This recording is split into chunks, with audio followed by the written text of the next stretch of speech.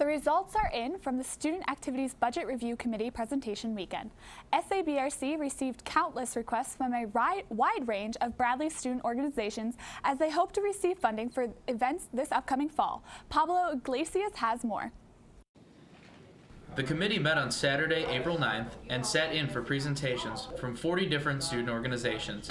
Similar to a format like the television show Shark Tank, student representatives are given a specific time frame to sell their event with questions from SABRC following the presentation.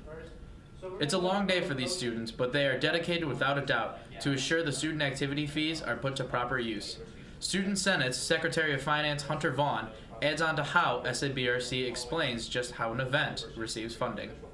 We look at price per person, we look at marketing plan, feasibility, past performance is taken into consideration, and then there's some subjective criteria as well. We try to evaluate if we think the executive board can create a well-executed event, and there's some other criteria. The main factor in the decision process is that the events will benefit the entire campus. Requests can range from large-scale entertainment events to even small favors that can be handed out to students. SABRC also holds responsibility to make sure they do not grant funding for events with the same mission. The reason behind this? Encouraging other organizations to reach out and work in unison with their fellow classmates. You don't want to have the same thing as someone else is applying for, because that shows that you aren't integrated with the rest of the Bradley community. You aren't talking to groups that might have a shared similar vision as you do. And so we're going to have to give it to one or the other. And we want both groups to put on such fantastic programming.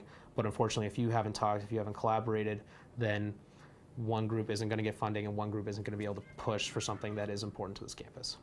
After 14 hours of deliberation, SABRC allocated approximately $400,000 in student activity fees.